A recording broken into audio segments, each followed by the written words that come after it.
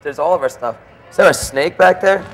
Someone was shaking their. They gotta their stop rattle. that, man. It's bugging me Some out. people out there. You know, I have panic attacks, and that could. You know, you can say hello to these guys too. Who? Well, just say hello, right? I know most of the people there. I don't know There you this go. guy. I don't know this guy. You know, They gotta stop that, man. This interview is online. You know, on South by's website. Oh, cool. You know, I'd like to know. Of course, okay. Besides releasing online and the internet, there's a lot of things that your team and your people can do online. You know, Yeah. A lot of strategic things. Have you guys taken advantage of that? We do. I mean, there's so much that we have done online, and you know, we're affiliated with a lot of different websites. There's a website called woozyfly.com, which they actually put out a sampler, and they put us on the sampler. But what they're doing is a great thing, is they're filming bands in their studio, and they have this really nice pop studio, and they film you playing your songs. It's kind of like the old Peel sessions. So you play a live version of your song in their studio, and I don't work for them or anything. We just stumbled upon them. They asked us if we wanted to do it. I was like, oh no, another internet company or whatever. Hold on, you know? the 3 o'clock train's coming by. But this place is scary, man. This place is rowdy. They're just trying to give me a panic attack. I love it, man. We love it. So, but anyway, yeah, what this website does is they film you playing live, but they have the exclusive footage, so you can go see the footage there. And now they have this really good recording of you playing live, but it's not in front of an audience. So it's like it's a different way to hear the band and to see the band, because it's really professionally recorded. So there's a lot of things that we've done, but I think, like I said, like the most thing that we're looking for, or things, is people that really, really like the music, that maybe have, you know, more connections or more in the avenue, you know, than we know. You know, we've been affiliated with a lot of different people. We've opened up for a lot of different bands and met a lot of people in the industry. And you know, we played with big bands like Tenacious D and Deep Purple and Scorpions and Mike Watt and Cracker and North Mississippi All Stars. We went on the road with these guys, you know. And then we started building our own fan base, you know. And we need somebody.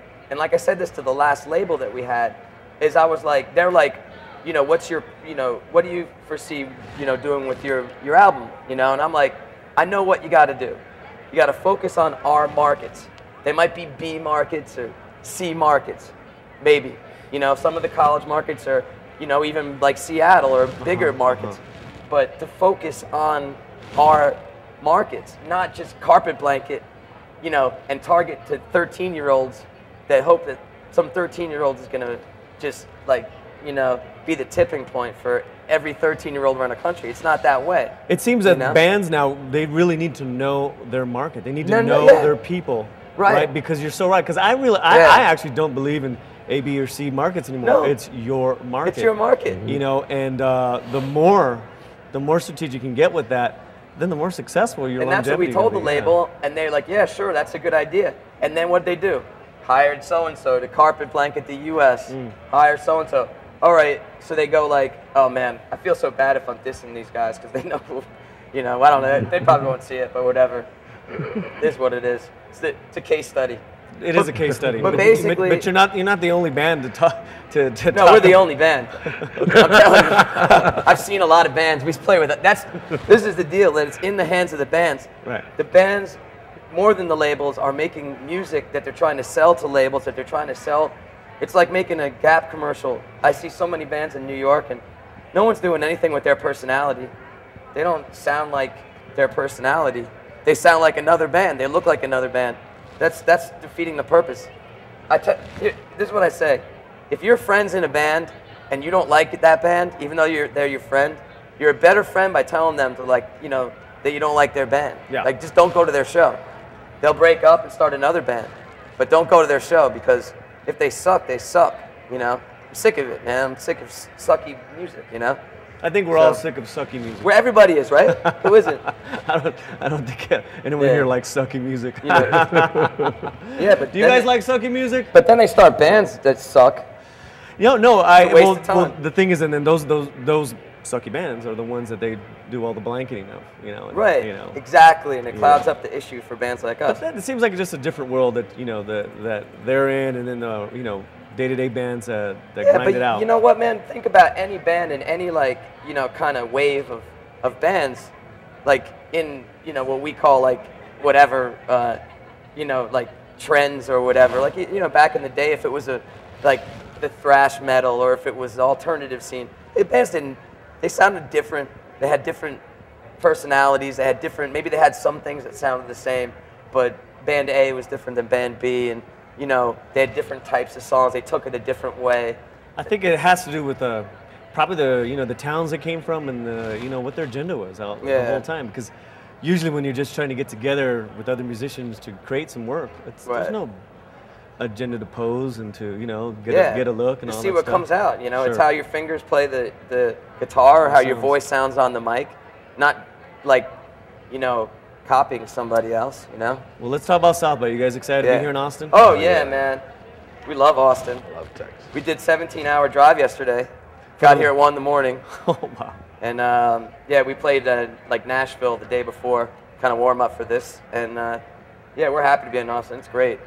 Tell me about the showcase. We're playing at the Blind Pig Rooftop. Nice. At 9 o'clock tonight. Nice. For our booking agent showcase. Tone Deaf Touring. Indie. They're great. They book us. They book these crazy tours for us and for a lot of other great bands. And they're one of those people that we don't need to look for somebody else. We were talking about before? Yeah. Like, we've been with the agency group. We've been with Monterey Peninsula. We've been with everybody at some point in our life. And now there's a booking agent that just, books the right clubs, focuses, they're happy, we're happy, the clubs are happy, and we can survive, I love it, man. I love it. So it seems you guys are in a good place now. Yeah. And our new album's great. Well, we can't wait to get it out there, man. Totally. All right, thank you, gentlemen. That's for it. being on Studio SX. Yeah, I didn't even get to talk about us getting arrested. Oh yeah, what? No. Let's talk about getting. You guys, I'm off probation. Right? If he's off probation, it's all game. What were you doing, brother? We Nothing. Shrinking? We didn't do anything. We were innocent. Yeah. Like those. Hey, this is Bill, my man. Bill hasn't said anything. Yeah, Sound of Urchin has 2 lead guitar players, man, that are insane. Yeah, Bill is one of the most insane living guitar players, and then Robbie Seahag, our other guitar player, he's out there somewhere. The Italian guy. Word. Yeah. All right. See him? There he is. and he's an insane guitar player. So you have these 2 amazing guitar players, and I sing and play drums. And then Michael Davidson's our bass player. He's a guy out there holding everyone together. But we just love to rock and roll, man. We grew up on Thin Lizzy and Megadeth, Springsteen, and I think that's fine, but I'm still waiting about the arresting story. But, I did bring it up. You're talking about Thin Lizzy. It's no fun getting arrested in Texas. Well, give us a story, man. They give you these little orange shoes that you gotta wear. Booties. They're not even booties. They hardly work. Oh, really? We were fine for a second. We were all like, all right, this is okay. They put 3 of us in one cell together. And oh, gotcha. Yeah. So we had a little bit of fun, and then after 15 minutes, they were like, now what do we do?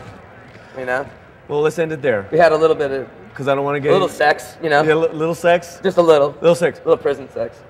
Did you have precaution? Oh yeah, totally. Of course, man. This is an interview about prees. Totally. Oh God. Go green. More guitar solos. Era Obama. Era. All right, thank you, everybody. Oh, we're not done, man.